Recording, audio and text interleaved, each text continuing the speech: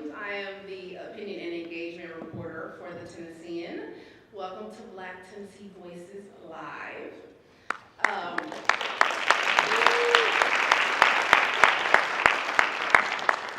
This is our third year of the event. It's my first, so I'm new, so be easy with me.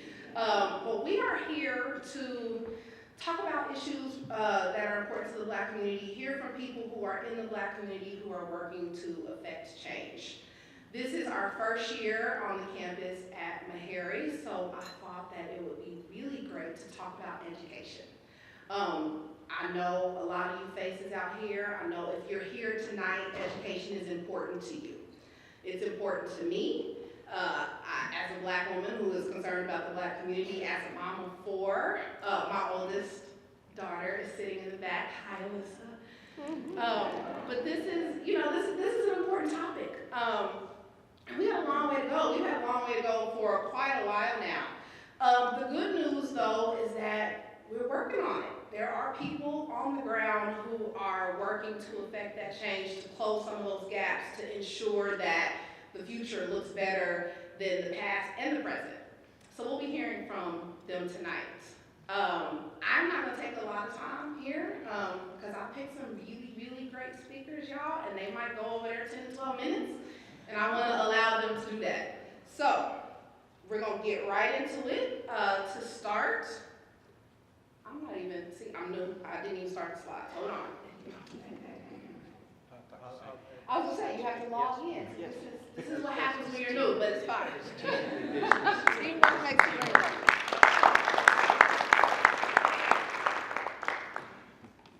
Okay, there you go. There you go. Okay. You know, I have to say, you know that person, like at Publix, that person who's got the key and does this. Oh, good. I always want to be that person. I was ill prepared, so you get to be that. See, it was all God's plan. Okay, here we go. All right, that's me. I have to encourage you guys to subscribe to the Tennessean. We got QR code, but also outside. At the end of this, I want everybody to hang, get to know each other, talk a little bit. We've got tables outside, one for the Tennessean so you can subscribe, but also you'll be able to talk more to the speakers as well, and I think some of them have some goodies for you. But we're going to get into it now, and I'm going to introduce Dr. Monica Peeler with Blue Cross Blue Shield. They are our presenting sponsor for this event. So she's going to talk a bit, and then right after that, we're going to kick to David Plazas, who is our Director of Opinion Engagement at the Tennessean.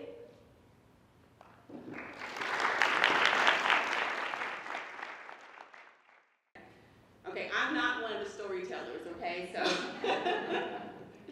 So I'm not that of a speaker, but good afternoon or good evening. I am Dr. Monica Peeler. I am one of the medical directors for pharmacy management at Blue Cross Blue Shield of Tennessee. So I'm happy to be here with you all tonight. Tonight is also my first night attending this event, so I look forward to it. But I am pleased to be here on behalf of Blue Cross and to be a part of this third annual Black Tennessee Voices Storytellers event. One reason I'm happy to be here is because Blue Cross has had a strong partnership with Meharry Medical College for many years that has aimed to bring better health to the community. In 2020, we partnered with Meharry to address COVID-19 and health disparities. And researchers from Meharry also worked alongside Blue Cross clinical and data team to identify and support underrepresented and underserved populations. Part of the study included looking closer at social risk factors and health outcomes that could lead to health disparities. And one of the main social risk factors that we found was education. We know education issues strongly impact the health outcomes of our members, and we know that health literacy also has an impact when members have trouble understanding their health conditions and their medical information. As a mission-driven company, we are committed to doing our part to ensure every person has a fair opportunity to obtain their highest level of health. Through our work with Meharry and the Blue Cross Health Equity Report, we are working to better serve our members by understanding potential barriers to care based on education, literacy, and language barriers. We also know the importance of working closely with people and organizations who provide services for our members of our community. And that's why Blue Cross is honored to celebrate the 5 storytellers who will share with us tonight. We're excited to hear from those who contribute to the well-being of Nashville and our neighbors throughout the state. To our 5 storytellers, thank you for sharing your experience with us. And to our attendees, thank you for attending this event to hear from these extraordinary individuals. And with that, I'll turn it back over. Thank you.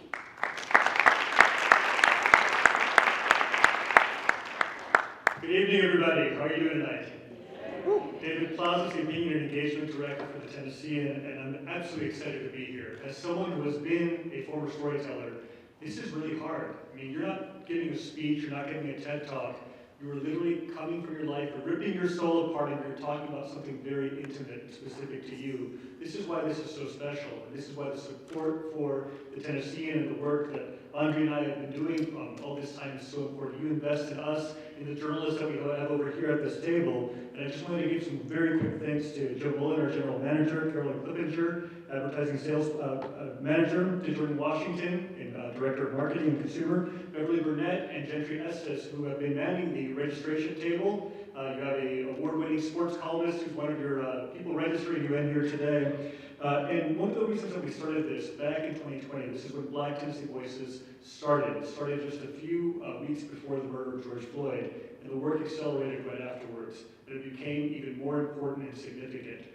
And initially, this started off as a few more guest opinion columns, turned into a newsletter that won an Online News Association award, which is an international organization. It spawned Latino Tennessee Voices, and now, again, as Andre had mentioned, this is the 3rd annual event, and thanks to you, we can continue doing this. Before I turn it over, first of all, thank you to the storytellers. Thank you to Andrea and Jonathan Lowe, a past storyteller. He knows what it's like to do this, and he'll be your co-MC. And finally, thank you so much to Meharry Medical College, and I want to call up Dr. Schenker to make some opening remarks. Thank you.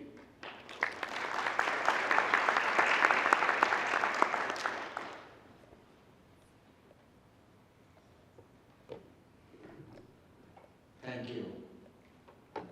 Thank you to the Tennessean, Blue Cross, Blue Shield, and each one of you.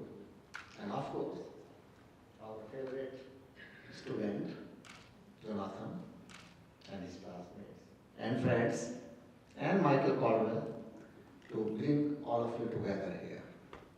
On behalf of Meharry Medical College, I welcome you. And it is such an important thing.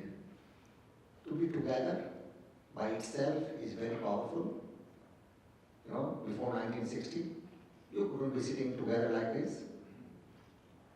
So if you think deeply, this itself is a blessing. That today, we can at least sit together. When Meharry started in 1876, there was no place where Black people could go for education. Meharry started with the mission of serving the destitute community who had no other place to go. So Meharry had been focusing on 3 things from the day it started. Thanks to those Irish brothers, Samuel Meharry, who gave the first donation that made this college come into existence. So we have been working from day one to educate those people, and we have been always committed to Black community. Our first Black female student, Georgiana Patton, after graduating, went to serve in Africa. She served there for 3 years before she came back to Memphis and started her own practice. In 1910, when people were after Black community in the state of Tennessee, telling that, Blacks are the, harbinger of this disease called pellagra. Our pathologists and researchers here did some work, some research, and told that that disease had nothing to do with black community. It was a disease of a nutritional disorder, vitamin B12, if you don't have, anybody can have that disease, including whites. No, that was also the year when many medical colleges were closed after the Flexner report. So Mehery survived because it provided quality education. We were the only black medical school in the South that survived that Flexner report. In the North, Harvard University survived. Every other school was closed. So we are committed to quality education. We are also committed to quality research, some groundbreaking research. Under the leadership of President Hildreth, we are making groundbreaking progress in the research domain. We are working on bridging gaps that affect healthcare. Now you will be surprised to know that all databases that exist in this world do not have representation of black community. Can somebody guess how much they are represented? They are represented only 1.1%.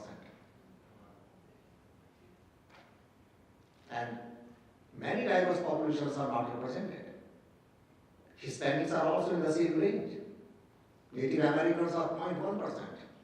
Asians are also only 2%. If you talk about South Asians. The point I'm making is that all diverse populations are not represented in any databases that really inform healthcare. So all the treatments and drugs and cures that we have, they are primarily tested on European ancestry population. And they are given on the assumption that they will work on all other populations. But there are differences. And so Mehery took upon itself to raise awareness about that gap. In the last 4 years, we talked to so many people and then built an initiative called Together for Change.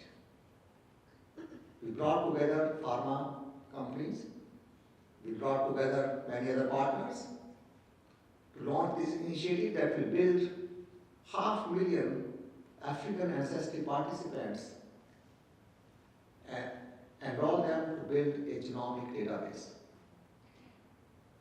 Because that database will then inform on the algorithms and data and new drugs and everything. At the same time, we will also work with many institutions in Africa. We have our counterparts, like we have HBCUs in this nation. We will engage all those 107 HBCUs in these efforts. But also historically disadvantaged institutions in Africa. Just a few weeks ago, we had a delegation from an HDI, Sefako Nagato University in South Africa, SMU, and they were visiting us to build collaborative partnership. We signed a memorandum. Likewise, we are going to build collaborative agreements and partnerships with many of those type of institutions. We have, you may know that another HBCU that exists outside the US is in Brazil. They have a large population of black community. They do have an HBCU. So our goal is to engage all those academic institutions so that they all can work together to build their own healthcare, discover new drugs, discover new treatments, and educate all those, workforce. So we are focusing on empowering our workforce, diverse workforce. We are also engaging with community in many domains. One domain is that you all these days use phones, and there is a thing called AIML, artificial intelligence and machine learning. Now some people are scared of AIML, some are not. As a scientist, let me tell you, AIML is nothing but just big data science. The universe runs on patterns. Our planets, our stars, everything run on patterns. That's huge AIML already. There is no way we can ignore AIML. Our life is AIML. But the problem is that in all those databases, again, the black community is not represented. That means that any new thing that comes, any algorithms, those mathematical equations that are built, they may not work for black community. So these new databases will have all those algorithms also. And community trust will come on that. So we have another program that we are leading for last 3 years. It's a very important flagship program of National Institutes of Health called Aim Ahead program. Again, artificial intelligence and machine learning to build workforce diversity and address health disparities. That program is supported from the Office of the Director of the NIH. It started with $100 million investment and is now in year 3. And we are helping many projects to build this workforce diversity, engaging diverse populations in all 50 states of the nation. And we lead the 11 states of southeast region of the US, from Arkansas to North Carolina, upward up to Michigan. All these 11 states are being led from here and supporting those type of projects. So, black voice is an important voice. I would like to end here. Meheri has been leading that voice, supporting that voice, and empowering that voice from the day it started. And we are not done yet. Our students partnered with FISC in the 60s for all that, to get some rights. We have a long way to go. So thank you very much.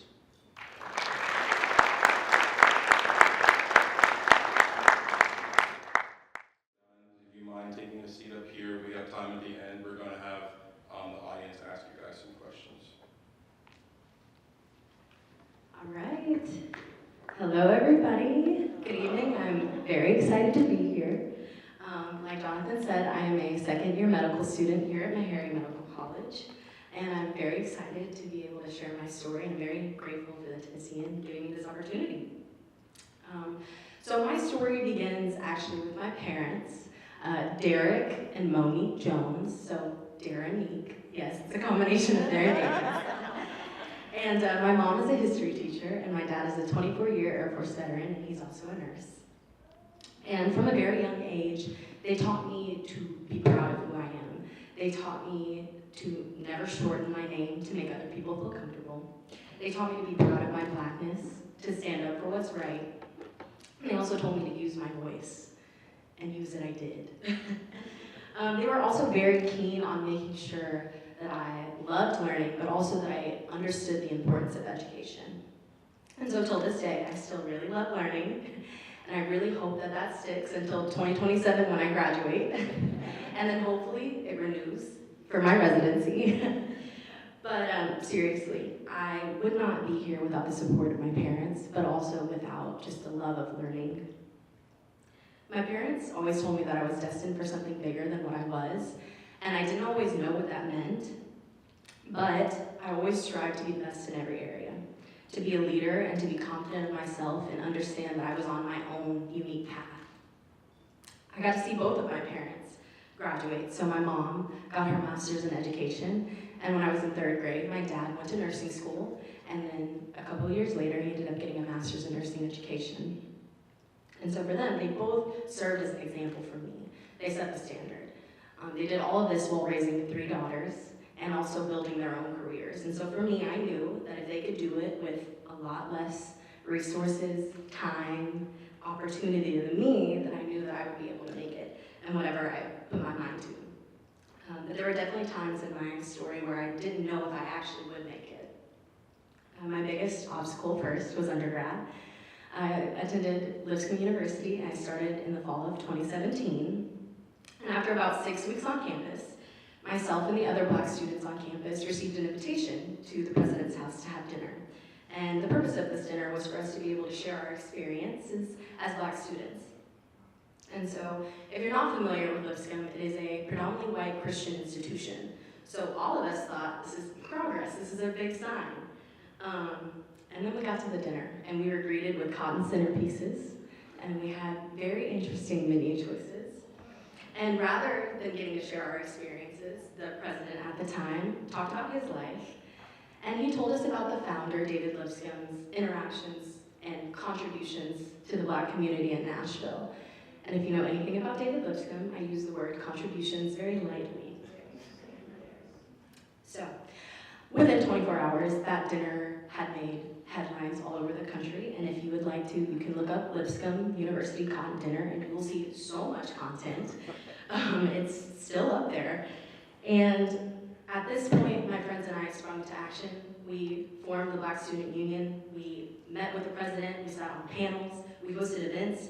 We wanted to make it incredibly clear that we wanted to be at an institution that valued Black students, and we wanted to make it, again, abundantly clear that we wouldn't be tolerated, but it would be celebrated. And so even after our freshman year, the Black Student Union is still thriving and continuing to have a very large presence on campus. And so despite that hiccup in the beginning of my college career, I continued to really excel academically.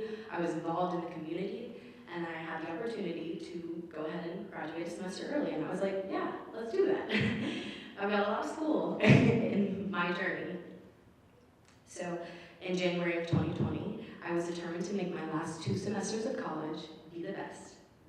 Shortly after the start of the year, though, I started to feel different. And so as an aspiring physician, I wanted to make sure that I always paid attention to my body, but also brought these up with my doctor. And when I told her what was going on, she just took my labs and she was like, well, everything seems fine. And I was like, okay, but I really feel like something's wrong. But she assured me it would be okay. And so then we skip to March, and the entire world is thrown into a global pandemic. And so when it was time for me to go to spring break, I did not have the opportunity to go be with my family because they were stationed in Italy at the time. And if anyone knows that Italy was actually hit incredibly hard by the pandemic, and they were one of the first countries to shut down. So I ended up going to Houston to stay with my grandparents. And so as the world is trying to handle this new normal, I noticed that my symptoms became increasingly worse. I started losing my hair. I started experiencing long stretches of insomnia. It just had never happened before. And then the final straw was when I lost my cycle, and I knew that something was really wrong. But I couldn't figure out what it was.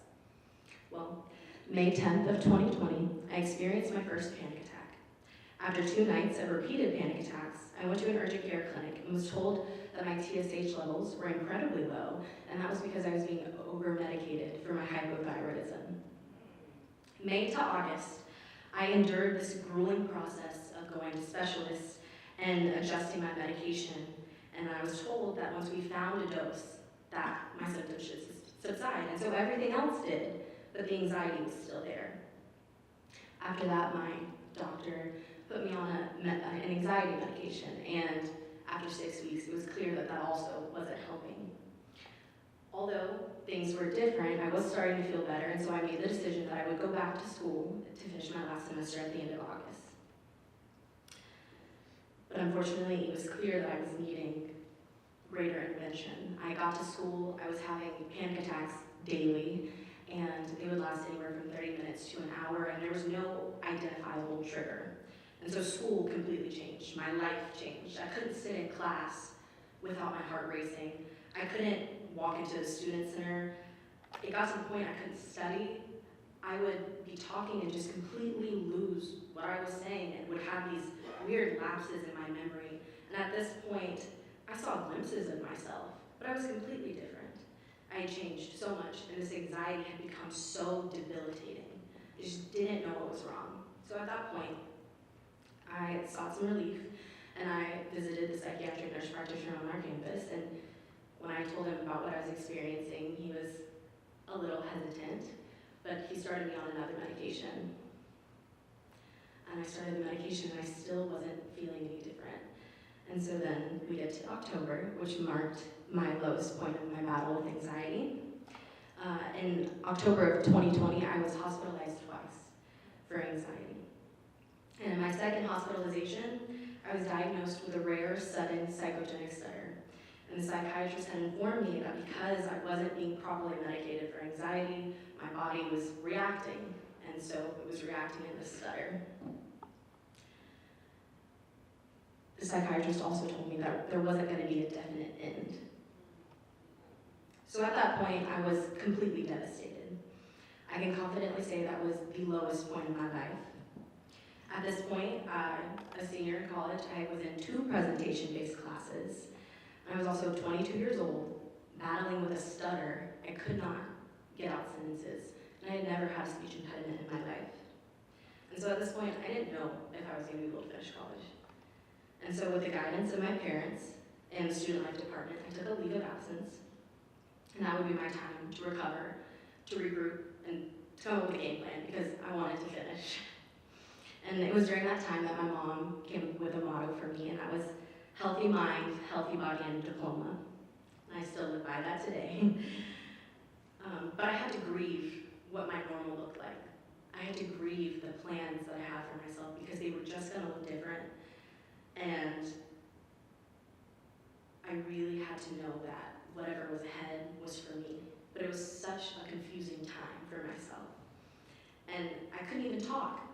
You know, my way of life every day was completely altered. And so at this point, it was all hands on deck. So my professors, my RHD at the time, the student life department, and most importantly, my friends, which some of them are here today, who became like my family. They helped me through one of the darkest times in my life. And while my family could not physically be there, their presence was felt every step of the way.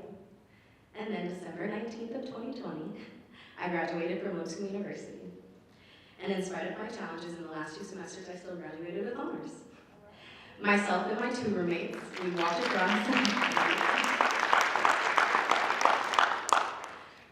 across our living room in our caps and gowns, and we graduated COVID style.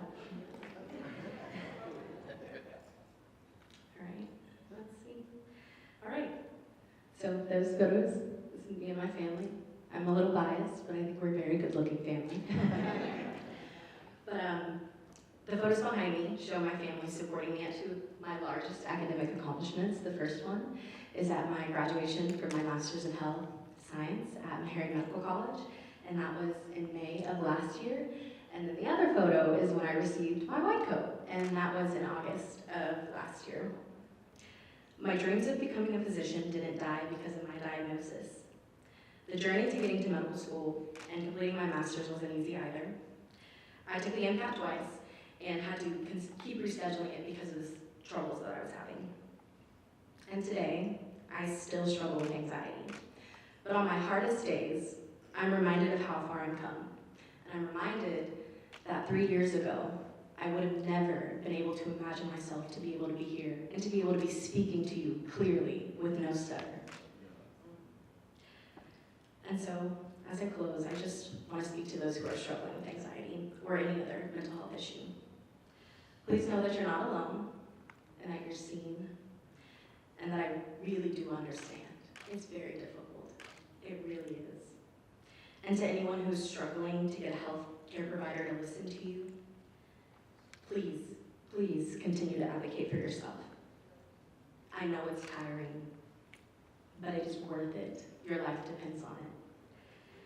And please know that the future healthcare professionals like myself and my colleagues here at Meharry Medical College, we are being trained to make sure that this isn't something that we have to fight for anymore, to make sure that we're receiving quality care from providers who care about us, regardless of what we look like or where we come from. All right, and that is my story.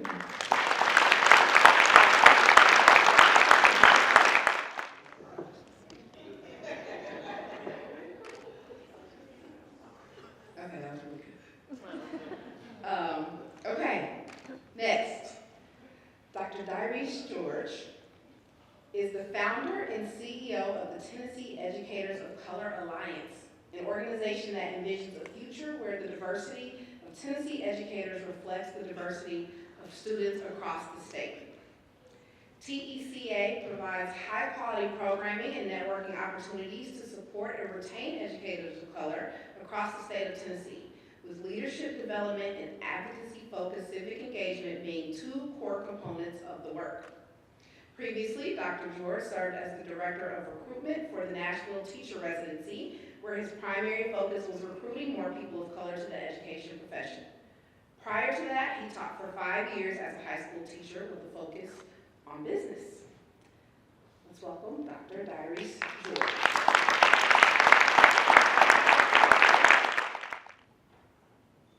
Good evening, everyone.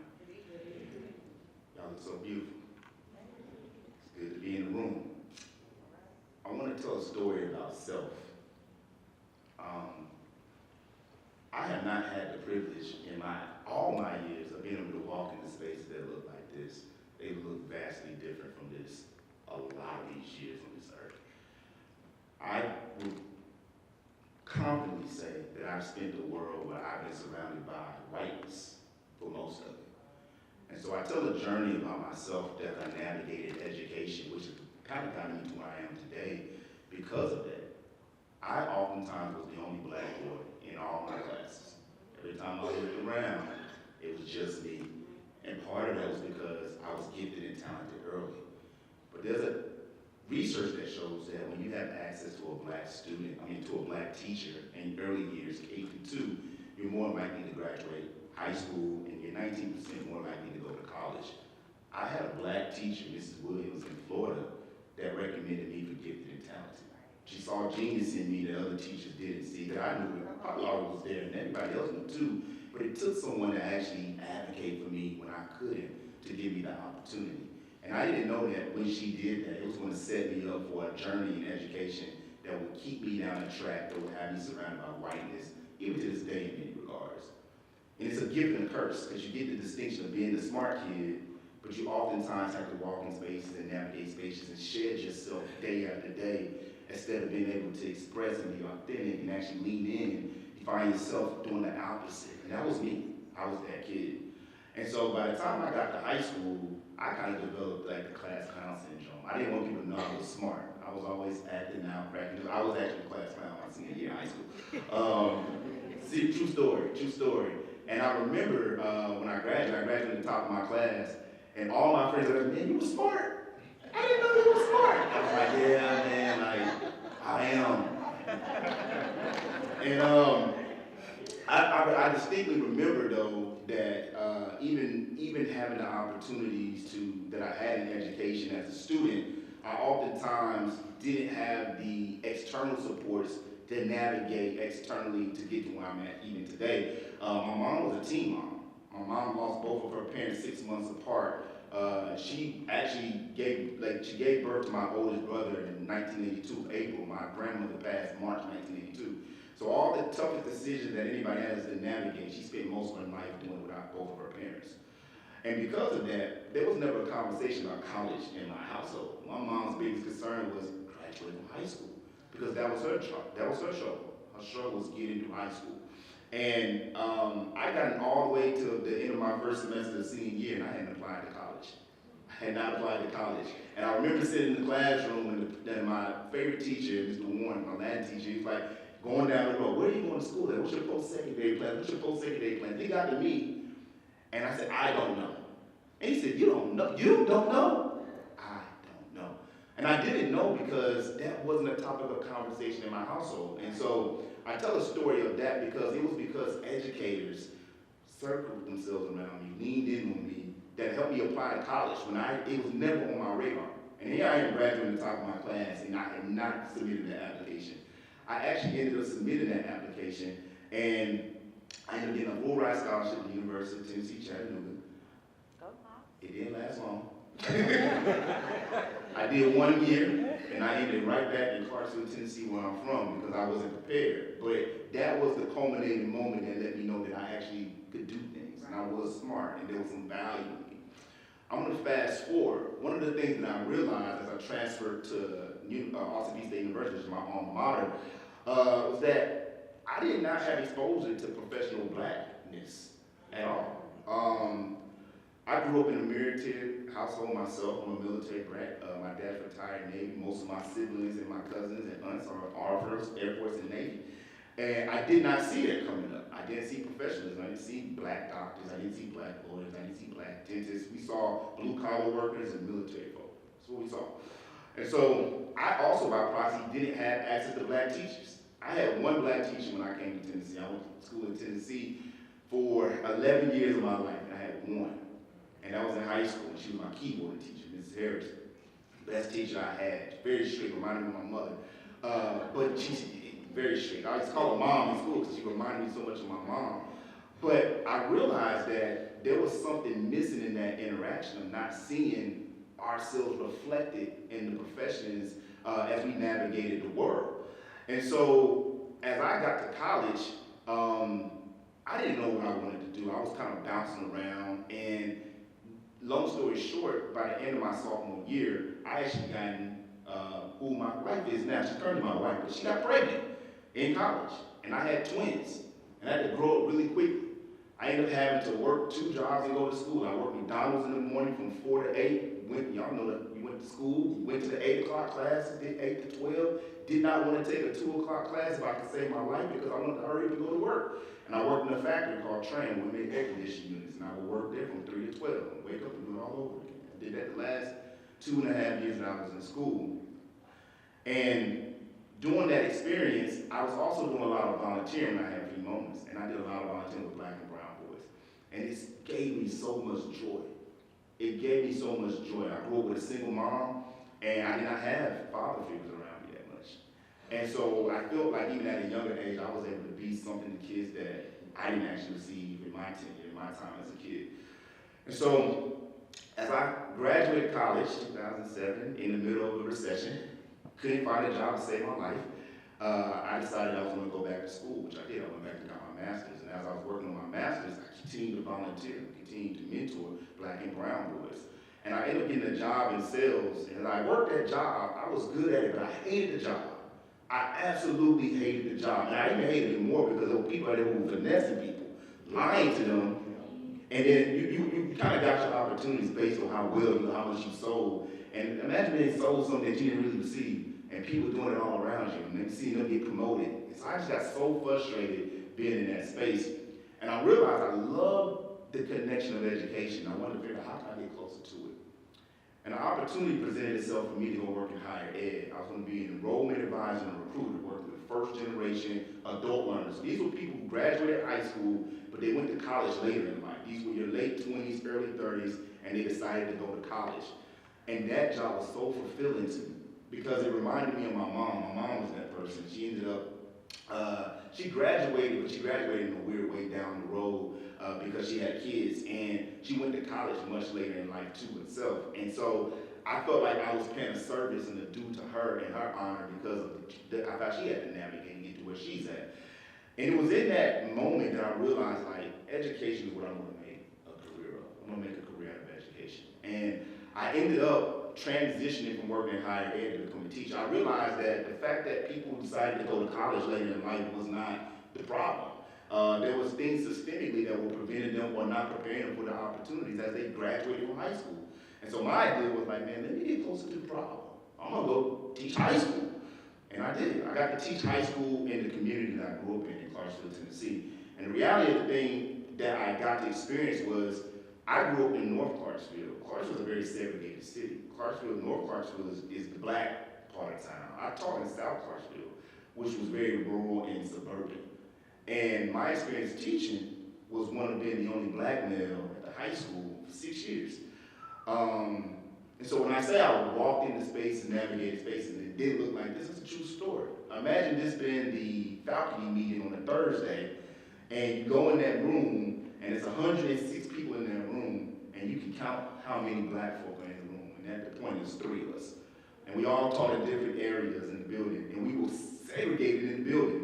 And we all get excited when we go inside the break room and pass each other. Oh man, like, God, man, because it was such a despairing moment. I will also say that I love that job. Most of my students were white. And for many of my students, they navigated 9, 10 years of their life and they never had a black teacher. And so for many of my students, I was the first black teacher that they ever had. And I wore that with a lot of pride. I knew the value of what that meant to them and for them. For many of them, there's a disconnect in what blackness means in the world. It was very much so aligned with entertainment and sports. Like, man, I ain't playing sports. I'm a nerd. I like video games, comedy shows. But I think that because they were so limited to blackness, that it allowed them to assume who and what I was. And to be clear here, the same way I'm dressing is how I talk. I stepped in the classroom. I showed up and I knew that because I didn't see that. And I always just assumed that people who wore suits and dressed nice, there was something important about them commanding the room. And even if they didn't command the room to other people, they commanded it to me. And I was like, you know, when I walk in there, that's the first thing I want. That's going to spark curiosity. And to this day, that's probably, without a question, the best job that I've ever had. But it also was disappointing because when you're a black male in the teaching profession, you get labeled. Once you get there, you become the disciplinarian. I was really good with black boys. Black boys gravitated to me. So of course, when issues start happening, trouble started, hey, send them to Dr. George, send them to they wouldn't even call the room. You just get a knock. And it was somebody sending a student to you for you to figure out the problem or the issue that was going on. But I never shied away from it. I was actually really good at it because I welcomed it because I didn't have that coming up myself. And so because of that, it also opened up opportunities to like, well, can you coach something? Coach a sport, coach a wiffle ball, coach this, coach that. I'm like, I want coaching and discipline was the thing. That was the name of the game. And it felt like I was labeled. And unfortunately for me, the more it happened, I got burnt out. And I started looking for other opportunities. And as I started looking for these opportunities, I realized I didn't want to be an administrator. I had no intention of being a principal. And so because of that, I ended up looking for opportunities outside of the district, outside of the classroom. And I came across these fellowship opportunities. And all these fellowship opportunities were about policy and advocacy. And I didn't know anything about that. And the thing that sparked my attention was when I trained to be a teacher, they taught me instruction and pedagogy. So they taught me how to teach and how to work in the system. They never taught me how the system worked. And so these policy and advocacy fellowships taught me how the system worked. I got to meet the commissioner and the governor and the legislators and all the people who get to make the biggest decisions in education. But none of them actually had education. Very little of them had education experience. And more importantly, most of them weren't talking to communities that face the most significant challenges. And so when I got to transition into these fellowships, I got even more frustrated because I did fellowships where they chose 50 people across the state, 25 people across the state. My last year teaching, I applied for all these fellowships. I got selected for 3, and I chose all 3 of them. And the commonality in all those fellowships was that it was the same story that I lived as a teacher in that classroom. You chose 50 people across the state of Tennessee, different parts and corners. I'm the only black man. You chose 25 people across the state of Tennessee. I'm the only person of color. And it forced you to ask the question, why me? What have I done that allowed? And to be clear, these fellowships paid money, $10,000, $8,000, $5,000. And I'm thinking to myself, how many black people I know who would love to make $10,000 to share their experience and help inform policies and legislation that can make the profession better and actually include black perspective? I could go down a list. And I wondered why these folks didn't get the opportunity that I got. And my mom always said, don't look at a problem too long because you have to do something about it. And she also said, somebody is waiting for you to do that thing that you're called to do so they can move forward and have a chance to stay in the game a little bit longer. And so I had to do a policy project in these fellowships. And my project was the organization that I launched. I said, you know what, I want rooms to look like how this room looks. I want black and brown folks to culminate together, to build some community. I want them to be able to leverage their expertise, their lived experiences, their voices in ways that can make systemic and equitable change in the profession that I love. And more importantly, I want to give them resources. I want to put money in their pockets. I want to expose them to leadership development opportunities, all with the intended purpose of hoping that they stay in the profession.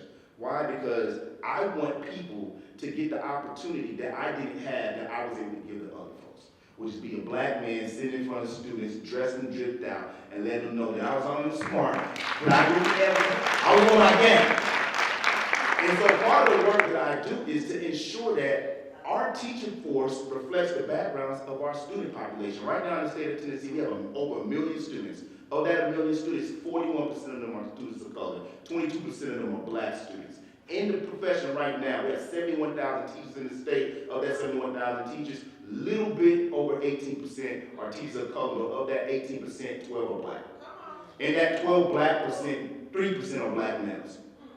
3% in the nation, 2% are black males. So part of my work is keeping people in the profession, but the other part is ensuring that people who choose it are prepared for the realities that come with it. And so we've had, our programs are ranged between supporting teacher candidates of color across the state. That way they can get, there's a hidden curriculum that no one is talking to them about. And so the thing that we are wanting to do is make sure that I can teach you to be a teacher, that's cool, but I need to teach you about the reality of what it means to be a black person when you walk in that profession. And for people who are in the profession, I need to make sure that when you hit that 3-year mark and you got 1 foot in the door and 1 foot out the door, can I give you the resources, the community, and the leadership development that would prick you enough to say, I want to stay a little bit longer. And why do we want that to happen? Because again, like we said, when kids get access to black teachers at early education ages, they're more likely to graduate high school. They're more likely to go to college. If you get 2 black teachers in your K-2 experience, you're 32% more likely to go to college. So why would we want everybody that looks like us to have that opportunity? So I say this, the profession is hard. This is a hard job. And the reality is, when I made a decision to become a teacher, I took a huge pay cut to become a teacher. When I started teaching, I was making $38,000. And I'm supposed to be the breadwinner in my household. I chose the profession. And the reality is, when everybody says, hey, we can't find black teachers, and where are they at, and all these things, there are people every single year choosing this profession. I know because I support them. And it hurts even more when you have someone who's a first-generation college student, when they're fighting their way through college, they're working 30 hours a week, they're trying to get to the end of the road, and they get to the profession, they leave within 2 years. So what can y'all do to support that? What can we do? Let's be inclusive, and what can we do? First thing you need to do, thank a black teacher when you see a black teacher. Thank a black teacher when you see a black teacher. Second thing you need to do, champion the profession. It may not be the job for you, but most of us can't go to work unless people have teachers in front of their kids. So we talk so bad about the profession that it steers people away from it. We absolutely, without equivocation, have to say, hey, it may not be for me, but there's opportunity in education. Education is social justice at its finest. Every issue that goes on in this world outside the classroom culminates in the school building. Health disparity, racism. I don't want to preach like that, but y'all get the picture of where we're going. And the last thing you do, you gotta invest. Invest your time. Volunteer. Invest your talent. Some of y'all are subject matter experts in this room, and there's people in classes that can leverage your insight to be better. And most importantly, your resources. Some of y'all actually have some money. And you need to invest in organizations that are doing the hard work, in the hard work of supporting black teachers. Period. So in closing, I say this. Right now, recruiting black teachers to go back into a profession, right? Recruiting black teachers to come into the profession in this climate is like asking them to go back to the scene of a crime where they were the victim at. The way in which black folks are treated in the broader community starts in the school building. And the audacity for someone to say, I want to go back there, should encourage all of us to champion the profession in a way that every student has a shot of having some black excellence and genius in front of them. Thank you.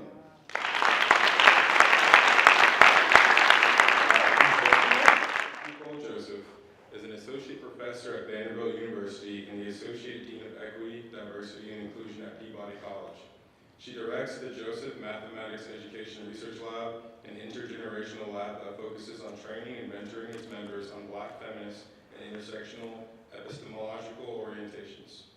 Dr. Joseph's research explores 2 lines of inquiry: A, black women and girls, their identity, development, and their experiences in mathematics, and B, gendered anti-blackness, whiteness, white supremacy, and how these systems of oppression shape Black girls' learning, access, underrepresentation, and retention in mathematics across the pipeline.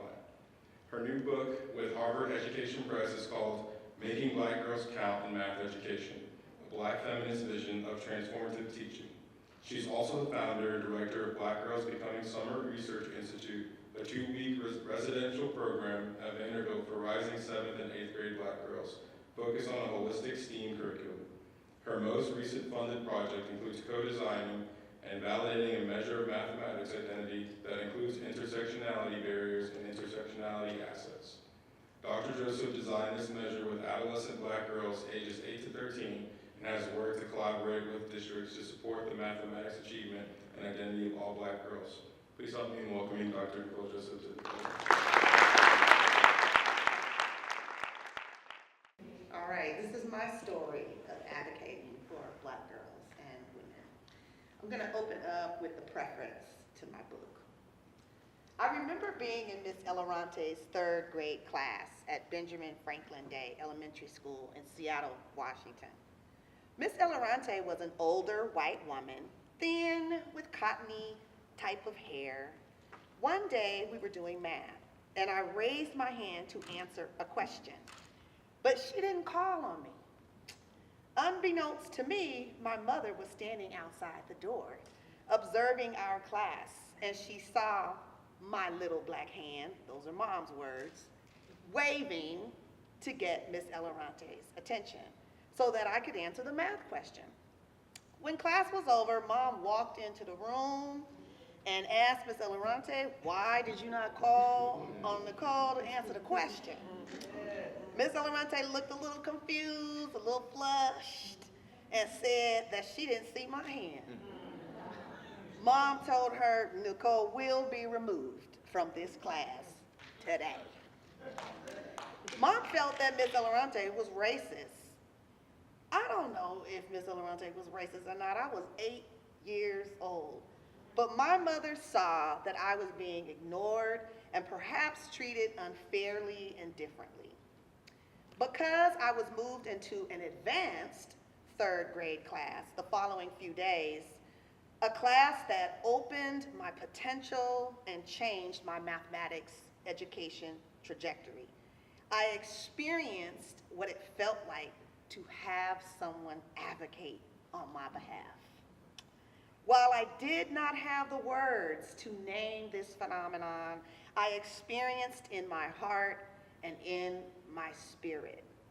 From that point on, my life would never be the same. I excelled like crazy in mathematics. I learned how to do school mathematics and became that black girl in middle and high school who represented what it meant to be academically successful. An undergraduate degree in economics, a minor in mathematics, set me on a path to becoming a secondary mathematics teacher as the state of Washington certified me to teach K-12. And later, a coach where I coached several math teachers, primarily white males.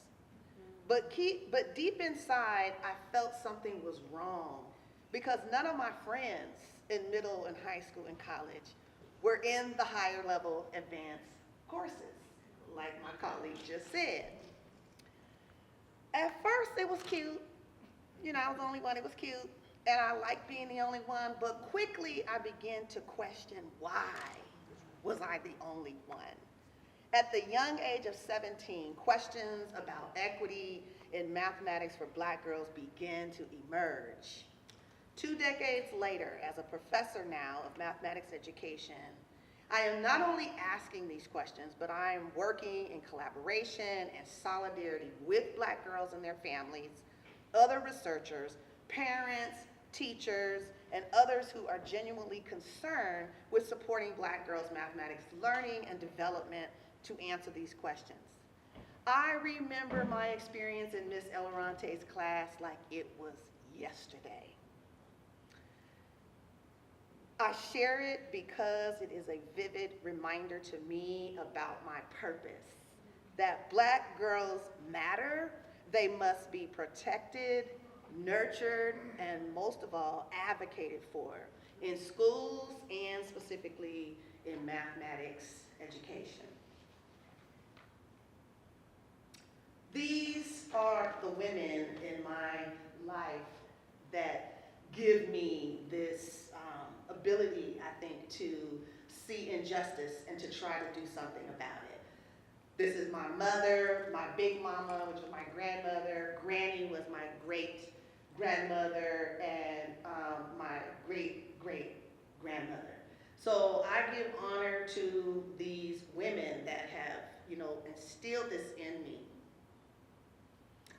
I became a teacher and a math education researcher. I've been doing this for over 20 years now. Seattle is where I was born, and I started teaching in Seattle Public Schools.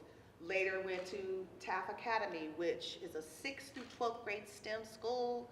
They were opening up this school, and I became their inaugural coach, instructional math coach. While I was there, y'all, I was working on this PhD, and when I finished, I went to the University of Denver, that's DU. That was my first tenure track position in higher ed, and I began to really hone my research agenda around Black girls. And then in 2016, here comes Vanderbilt, basically recruiting me to come here, and I almost didn't come. Because I was like, well, at least I know the whiteness and all of the issues that are in Denver. Why am I going to come here to a southern state where I know there's foolishness, right? So, but that decision to come to Vanderbilt was probably one of the best decisions I've ever made. And I'm glad that I am here in this beautiful city of Nashville and at Vanderbilt. Oops. This was one of the projects that I started at the University of Denver, where I was beginning to think about the lives of Black women, their contributions to higher ed. You can look this up. There was a little bit of press at the University of Denver. I essentially interviewed, I did some oral histories of Black women that had went to the University of Denver because their stories were a part of the University of Denver, but no one had ever asked them. And you couldn't see any evidence around the University of Denver that they were there. And I wanted to make it my business to at least chip off a little bit to try to make a contribution to show the community of Denver, the University of Denver, that these women's stories needed to be told. And you can see there, well, you can't really see it, but that's me doing an interview with one of the folks. Then I came to Vanderbilt, and you know what? I'm all about getting the money when I can, so that I can do the work. And Vanderbilt has been a really wonderful space. Vanderbilt has supported my work, not just with lip service, but with money and opportunities. So they had in 2018, I brought together this beautiful group of Black women, all of whom were either professors or graduate students at Vanderbilt University. There was a grant that was available worth $200,000. And Vanderbilt, it was about discovery and, research and interdisciplinary. And I said, you know what? I think we need to study the intersectional experiences of Black women and girls in society. That could be anything. It didn't have to be STEM or math, but it could be anything. And so the beautiful experience of this is that we brought this incredible team together. I want to give them a shout out because without them, I would not have been able to do the work. Some of the work that actually came from this was something called the STEM Sister Network, which allowed me to invite Black women who were in graduate programs, not just at Vanderbilt, MTSU, TSU, Meharry, all of these different institutions, to bring them together so that they could work on professional development, but more importantly, what did it mean to be a Black woman in a STEM space. Because of course we don't have these, people don't tell us about the curriculum. People don't tell us how when we walk into these different STEM departments that we're gonna get looked up and down and like we shouldn't be there, right? And Black women have shared that those types of experiences didn't just come from white folks, that Black males were also questioning why they were in the room. And so we just had this opportunity to bring them together. Mentoring, mingling and mentoring was one of those opportunities where Black women who are already in STEM shared their possibilities, their challenges, their triumphs, and it was wonderful. Another community event here in Nashville that I started was the Tennessee March for Black Women in STEM. You know, it's one thing to write articles and do all this research and let it sit up in a journal, right? But it's a whole other thing when you're trying to translate. What does it mean for a Black woman or a Black girl, you know, at Martin Luther King School? How do we translate? And so my work was, the goal of that march was to bring different voices. I had high school girls who were from chemistry classes, biology classes, sharing their stories, while I also shared statistics and things like that were happening for Black girls in these areas. And then the introducer person mentioned the Black Girls Becoming Summer Research Institute. This is my baby. I've been doing it for 2 years now. I wept this summer because I wasn't able to do it. I wasn't able to do it because of funding. And so, y'all know some funding, y'all need to let me know. I'm working on some grants right now, but this is where so much joy happens because these young girls are from the greater Nashville area. I had a girl whose mother drove her from Memphis because she wanted her child to be in this program. But they're rising 6th and 7th graders, they come to Vanderbilt's campus. They eat in the dorm, they live in the dorms, they eat in the cafeteria, they take all of these science classes, they take a research class, they take a class on Black girlhood, and it's an opportunity and it just brings us so much joy. And so those were some of the programs that $200,000 I was able to pay for. During COVID, COVID impacted everybody, right? There were thousands of teachers coming together, all races of teachers coming together online to talk about anti-racism. And they asked me to develop some units on anti-racism in mathematics. And so I was able to do that. But more importantly, I spent time with Black parents on Zoom, basically saying, here are some things that you can do with your kids, with your girls, and you know, it's important to try to keep their spirits up. Now is the opportunity to actually help them see their genius, because schools just stomp it out of them, literally, or they don't believe that Black girls are smart, that Black girls can do science, that Black girls can do math, but that's a lie from the pit, if y'all know what I mean when I say from the pit, right? And so there was these opportunities to help them during COVID. I've taken my work nationally. These are 3 incredible nonprofit institutions. Black Girls Do STEM in St. Louis, Black Girls Love Math in Philadelphia, Black Girl Math-Jic in Detroit. These women are making a difference for Black girls in these major cities. I had worked with them individually, and God put it on my heart, you need to introduce them. They need to meet. They need to come together. So we wrote, I'm an academic, y'all, so we wrote a proposal for one of our national conferences. We got accepted. We presented, that's a picture of us at the conference. And in the audience was another editor from Harvard. And they came up to me and said, I know you've written a book, can we do another book? And so the long story short is that It is under review right now. Y'all, the prayer warriors in the room, make sure you pray, because now I get to elevate these women founder, and they're not just gonna be in the story, they are gonna be authors. So they're not just gonna be in the story, but they're gonna write with me. But what's wonderful is that, you know, in academia, we don't always get to elevate like our community partners in this way.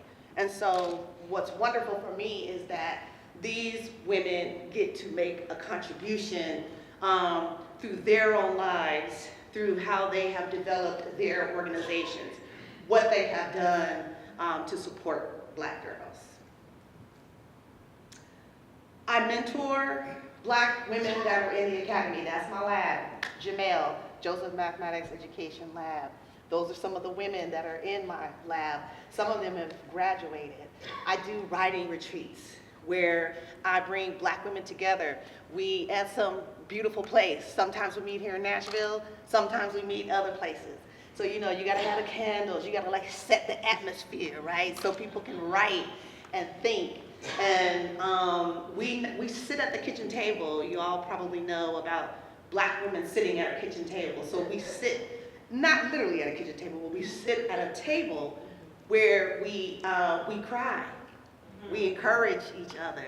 We challenge each other. We say, now, wait a minute now, you need to get that paper done, you know, blah, blah, blah, blah, blah.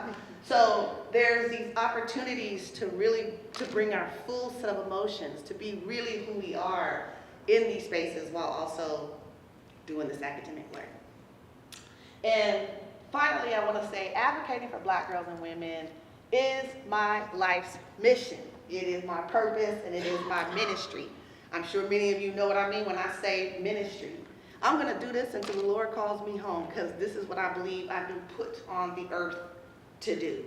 I'm not afraid of skeptics. I'm not afraid of what they call the right-wingers. I'm not afraid to have a conversation with any, you know, white mathematician and white scientist, which if you know anything about that, you know, they come with, you know, I know everything, this is my space. I've had a lot of talks in math departments across this country, and not once, thank God, have I ever been like, you know, get out of here, or people ask me crazy questions. If you stay silent, this is what Zora Neale Houston said, about your pain, they will kill you and say that you enjoyed it. Mm-hmm. And I feel the pain that Black girls experience every day when they go into these schools and they have teachers that don't teach them. I feel that pain, so it is my responsibility to do something about it through the way that I know how to do it. So thank you for listening. So far. Yeah. All right, up next.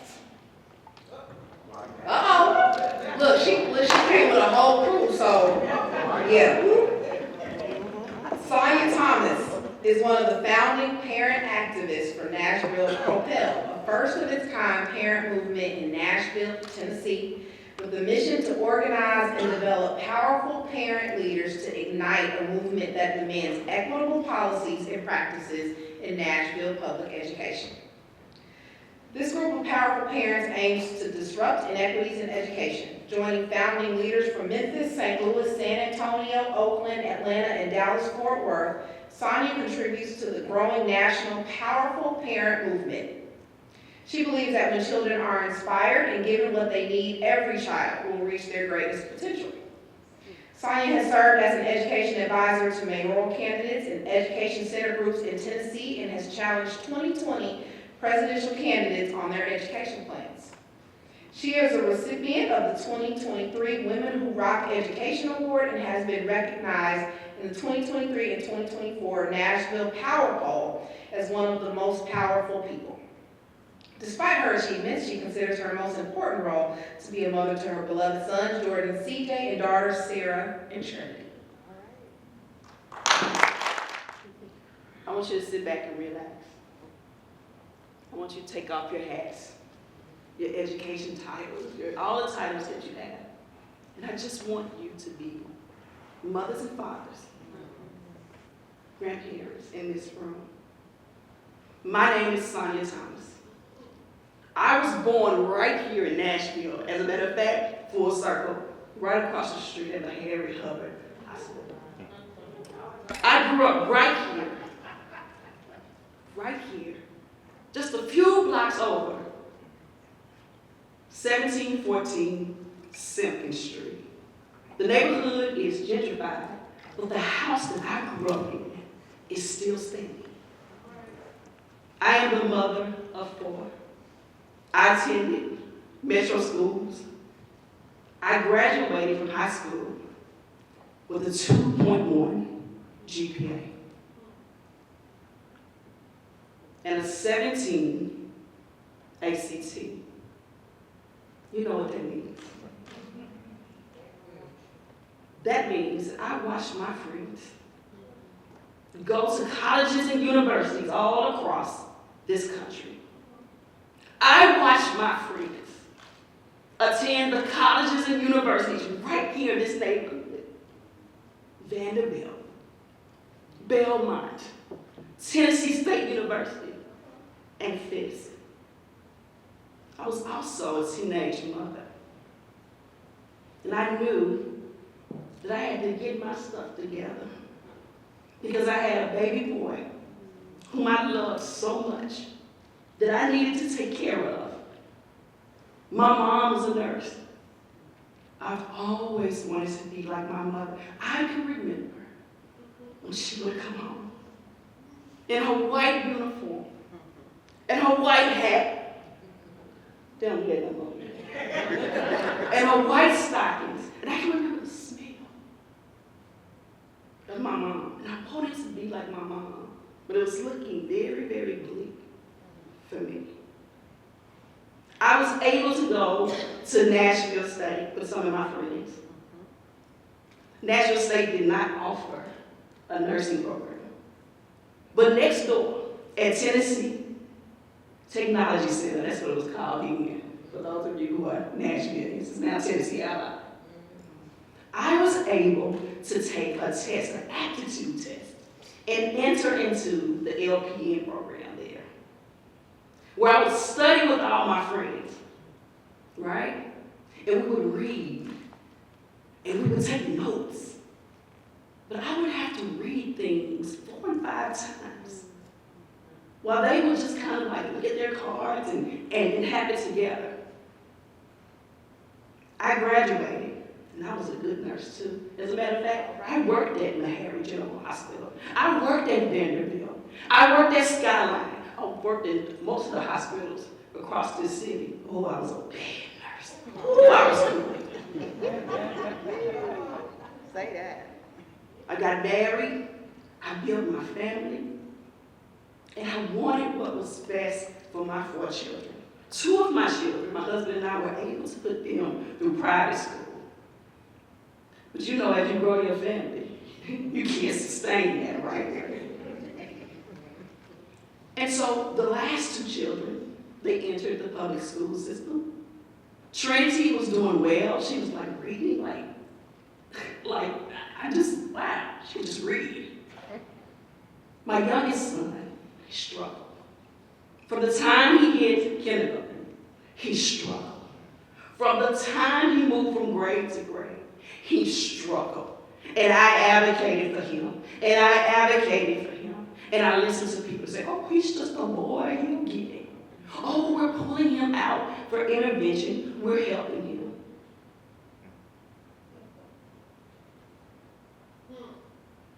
July 2018, I was approached about a parent advocacy fellowship here in Nashville to learn about the landscape of education here. I was going to Tribeca. I was working for Sarah Cannon Research Institute. I was getting off work, doing my homework for Tribeca, and working in the school that my son was attending. Making phone calls, talking to parents. We were fixing up the library in the school, just all kinds of things. I wanted to make sure that I did what everybody recommended, right?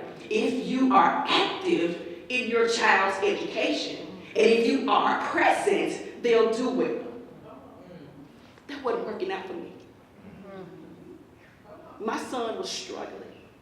And I was fighting and fighting and fighting for him. And as I learned about the landscape of education, I learned that we had a crisis. Ain't nobody told me nothing.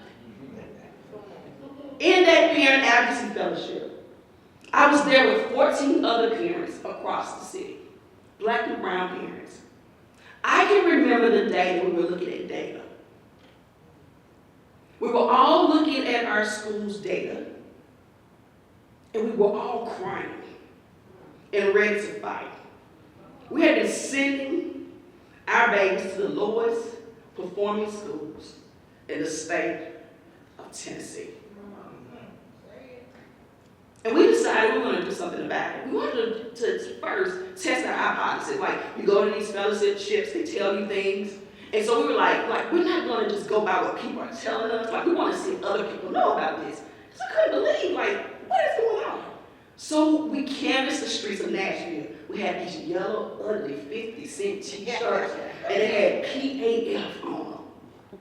And we walked the streets of Nashville. We walked in Sam Levy, McFerrin, all over, Delaware, asking parents, did they know about the crisis here in Nashville?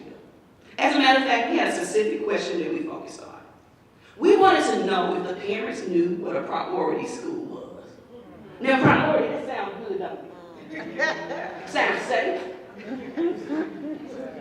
But a priority school here in Nashville, or in the state of Tennessee, is a school that ranks in the bottom 5% of the state of Tennessee.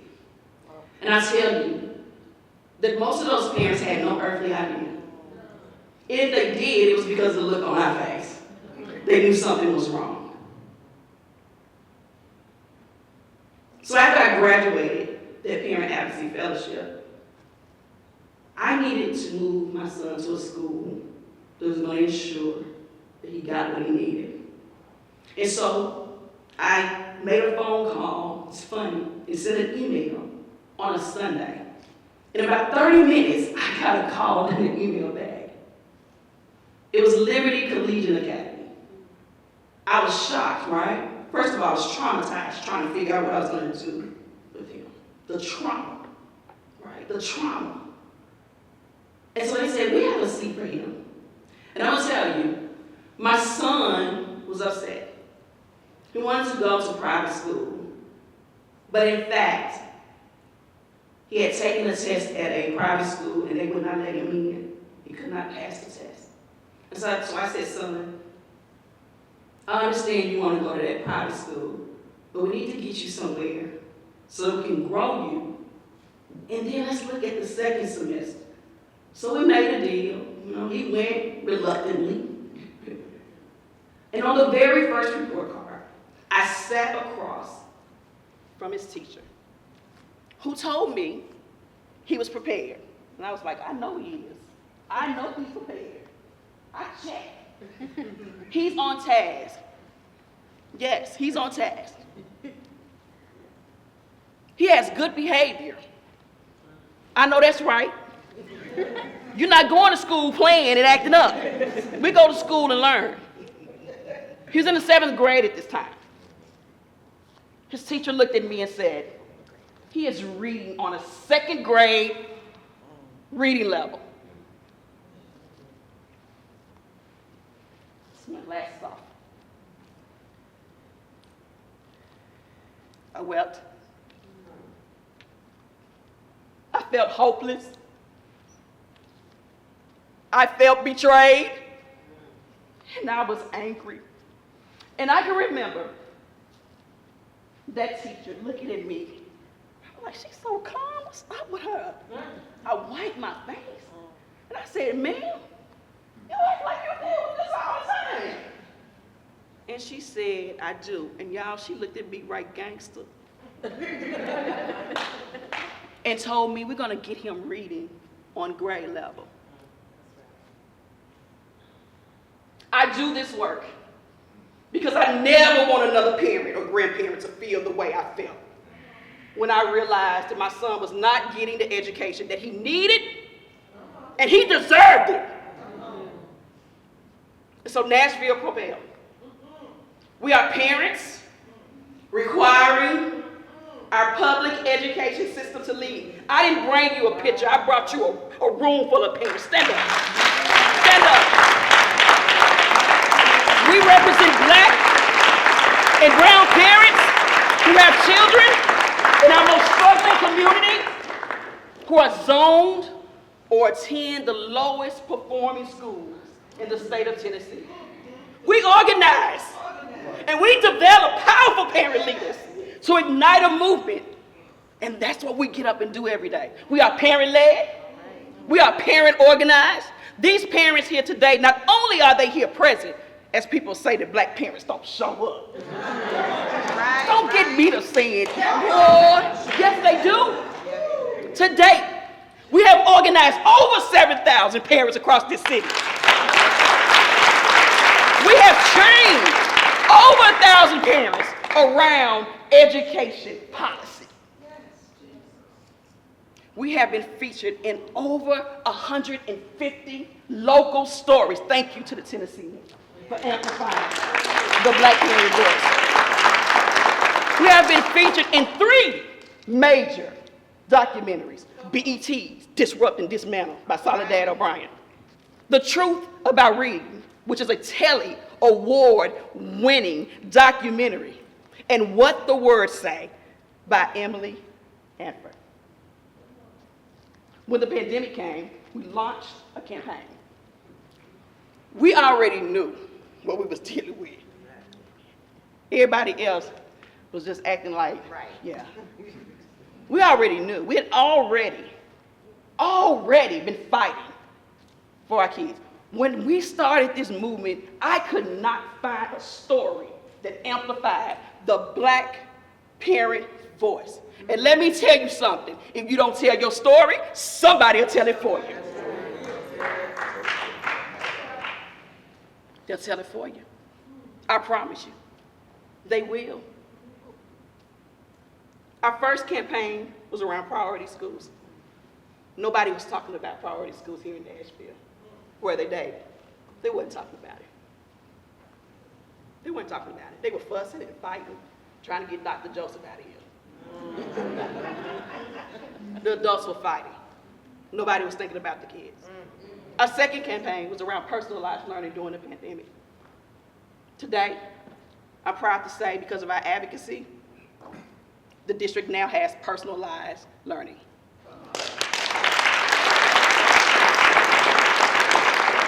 Our current campaign is a literacy campaign. Less than 30% of MMPS students are reading on grade level. I didn't stutter, you heard it right. Less than 30%. They're coming to your colleges and universities. Less than 30% of MMPS students are reading on grade level. If that ain't a crisis, I don't know what is. We conducted our first ever parent-led scientific poll. We polled 340 parents from MMPS, K through 12. What we found is 78% of those parents thought that their kids were reading on grade level. Where's my mathematician at? Right. So, if less than 30% of the kids are reading on grade level, and 78% of parents thought that their kids were reading on grade level, the math ain't math in it. That ain't gonna never add up right. And I can't do a fraction or percent to save my life. But that'll never add up. So we made some recommendations to the district. There's some things that happened in the state of Tennessee that are pillars in which we made these recommendations. First of all, there has to be a curriculum that is science-based, that is explicit, and that is structured. There's a science to reading. It doesn't matter what your IQ is when it comes to reading. It doesn't matter how smart you are. You have to have a good curriculum. You have to have good instruction and interventions. So we launched our campaign around data transparency because what we are testing is whether or not that's being done with quality and infidelity. So our recommendation was a public dashboard, because somebody lying. Our second recommendation was around redesigning the report card. We talk to parents every day who have students who have average grades on their report cards, some with A's and B's, and cannot spell the word cat. Report cards lie. They lie. The report card lies. So our other recommendation is making sure that parents have a report card that simply says whether or not their child is reading on grade level. Our third recommendation is transparent parent reports. We worked with Stanford University in the beginning of the year to assess children by ourselves, to really see how our children are doing, and surveying parents to see if they understood the reports in which they were receiving from their schools. 97% of the parents did not understand the reports that they were receiving. Most educators I know don't understand the reports that they get out. And they admit it.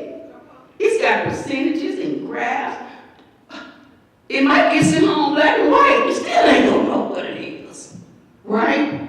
And so what we're asking is for parent-facing reports in which parents can understand, reports that are meaningful, right? Is that too much to ask?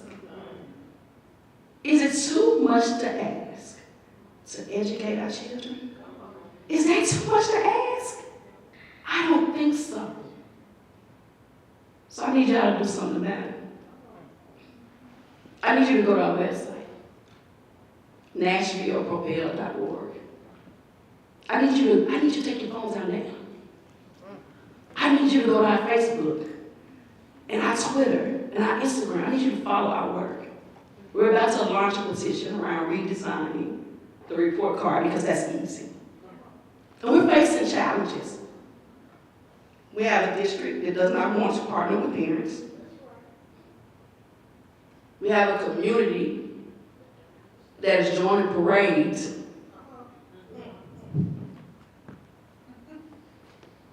I call it toxic positivity. We have a crisis here. And we need for everyone in this room to join the movement. This is not a teacher problem. We're not mad at teachers. We're not mad at schools. This is a system failure. Go to Nashville Propel, download our paper, our white paper, and join the movement.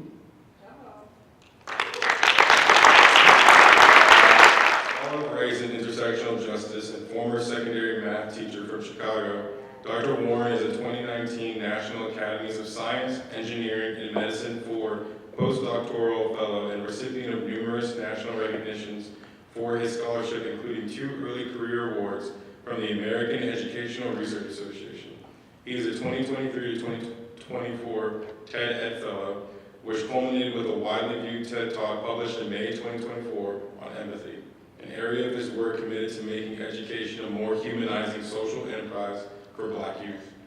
Dr. Warren is the author of Centering Possibility in Black Education and the award-winning urban preparation, Young Black Men Moving from Chicago's South Side to Success in Higher Education. He's also a widely sought-after consultant on issues of education equity and has held visiting faculty appointments at Stanford University, University of Pennsylvania, and New York University. Please help me in welcoming Dr. Cesare Warren.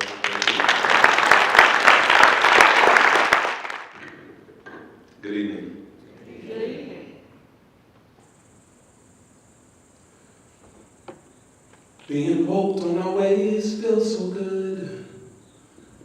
Black people dying everywhere I look. I want out of this reality. Can I go back to sleep? Dream of lands in an unknown place. Afrofuturistic galaxy. Black joy is in its space. Melanated humanity. But I am here and this don't feel so great. Black suffering in these United States. My blackness ain't no problem, no matter what they say. Morning, morning, I am okay, I'll be alright. Possibility is born at night. Morning, morning, it'll be alright. It's in the morning.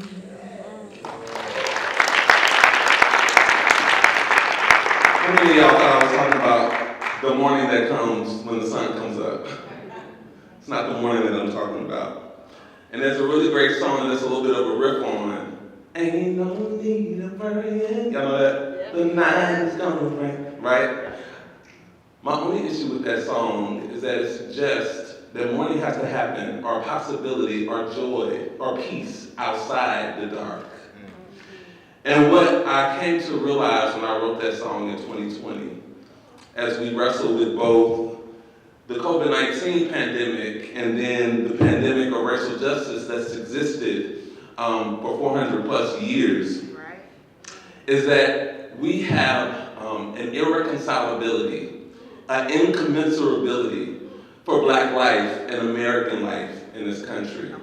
And when I understand and come to grips with the fact that life, liberty, and the pursuit of happiness actually doesn't belong to me in the ways that my K-12 education suggested that it did, it sunk me deeper in the place of mourning. And what I had to do in the place of mourning is that usually when we think about this concept that it happens following some sort of death and it's a moment of lament, but if you think about it, what this moment also brings, and in some ways if you think about mourning as a sort of euphemism for darkness and for blackness, we have to all make a decision about what life looks like on the other side of that death. But we can't get to the place of possibility without recognition, acknowledgement, and understanding the moment, right? We don't do ourselves any favors by acting as if the problem doesn't exist. I remember my therapist saying, similarly, struggling with anxiety, he said you can hide behind the computer, but the anxiety is tiptoeing right there, right? And so we have to do something in recognizing that. And so this song and the concept of mourning, I wanted to start my remarks here because as much as I know about race and white supremacy and white dominance and all the ways that this country has established itself on the backs of enslaved Africans and dispossessed Native Americans, it is not in our service to move forward in the place of possibility without acknowledging our perpetual state of lament and grief as Black people. And so there are scholars who write persuasively for the ways that schools are sites of Black pain and suffering, where a teacher can sit in front of a parent who is moved to tears because she is watching as the school is burning down on her child's head. And it is normal, and we become desensitized to it. And so we write about schools from a theoretical perspective as sites of Black pain and suffering, forgetting that there are actually Black kids and families who are in pain and suffering. And so it's the pragmatic concern over that suffering that animates the activity of our hands and the movement of our feet. The poet said, life for us ain't been no crystal stair. Right.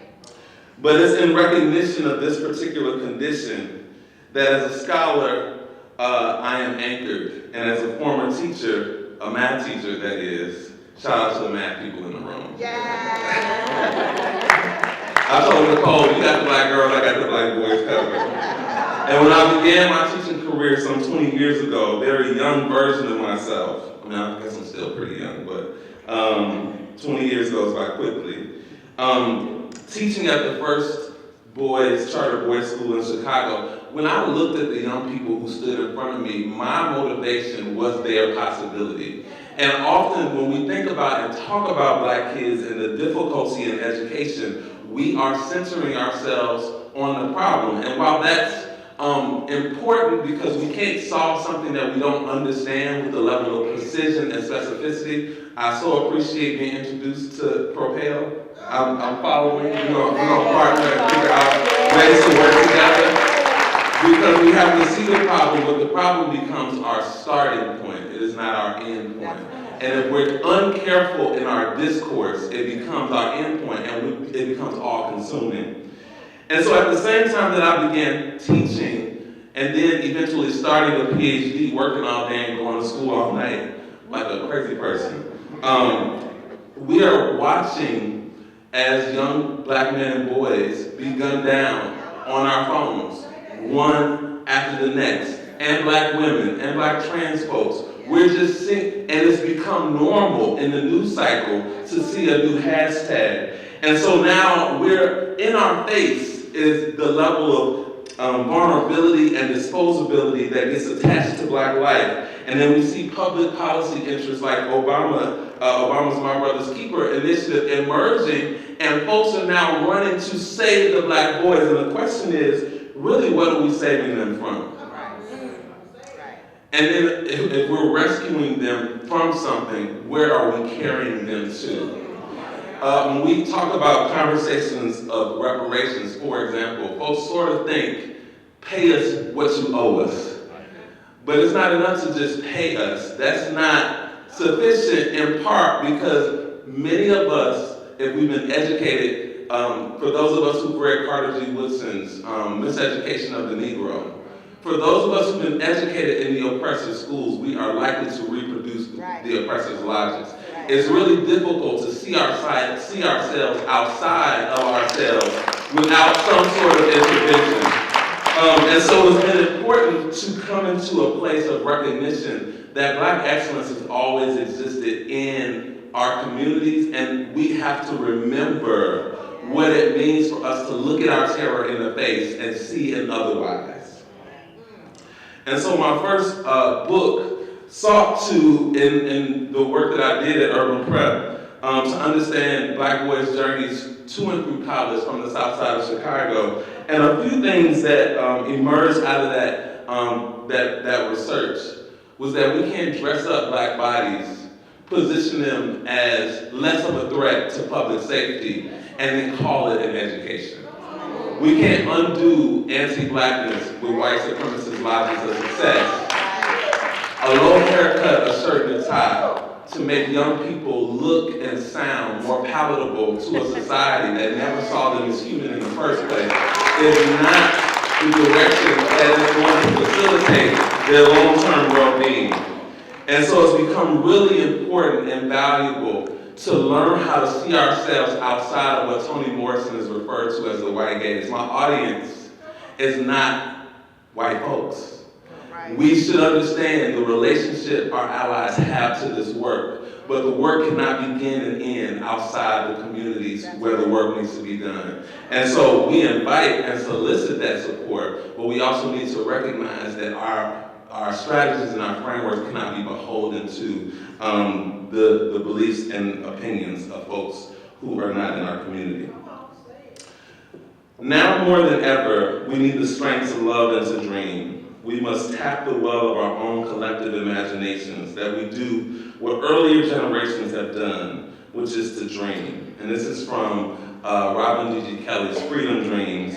And if you're anything like me, I was very safe as a kid. I did not want to take a lot of risks. That followed me into my adulthood. I would never describe myself as a dreamer, but dreaming is its own discipline. Because it becomes very difficult to recognize what the world is and then say there has to be an otherwise. But this book is profound in so many ways, because what he does is he studies what's in the minds of the black folks, the orators, the intellectuals, the artists, who are in the black radical tradition. So I'm thinking Angela Davis, I'm thinking Kwame Ture, I'm thinking Ella Baker. What are they thinking and imagining as they set out to achieve the justice campaigns for which they are known? And he describes that as freedom dreaming. And what he says is that they are more compelled by what they're fighting for above and beyond what they're fighting against. Yeah. And if you think about what they're fighting for, we're thinking about what are we building because we believe in the humanity and dignity of these young people versus what we're fighting against. What I want to offer you today is that all of us have some projects. Some of us are engaged in what we're fighting against. We need to disrupt and we need to dismantle. we also need to recognize that there are some of us who are exhausted from doing that type of work, and so we have to be more concerned with what we're fighting for. We need our affinity spaces, we need to be able to build and support our own young people.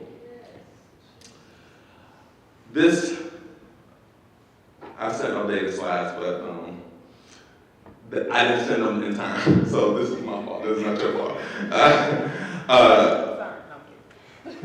So, in closing, as I think about the moment that I'm in and what is important to me, I think a lot about what investments we are positioning ourselves to make, because schools are a microcosm of our society. That's right. Schools cannot fix our society. That's right. I'll say that again. Schools cannot fix our society.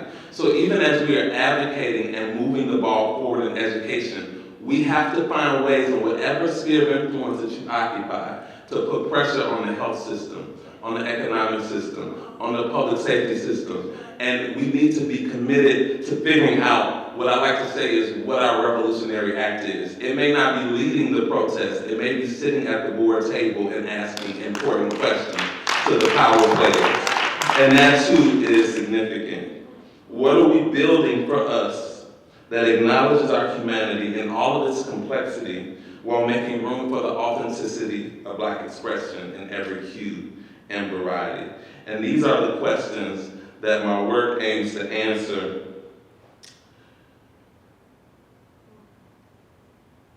We search out our wisdoms and our ingenuity because it's always existed in our community. And how do we frame problems in ways that point at conditions and structures rather than individuals and communities? How do we tell stories that foreground our brilliance and a commitment to conserve, sustain, enhance, and elaborate that brilliance, rather than constantly remind folks of all the things that have gone wrong? And in the work that I'm doing at Vanderbilt with the Possibilities Project, it is animated by a commitment to answering the question, what would it mean for us to do Black education transformation from the space of young people's possibility more often than from the place of their problems? That is what anchors us, that's what drives our research agenda, and we aim to amplify and convene folks across sectors as a collective impact entity, because none of these problems are solved in isolation. Thank you. Right.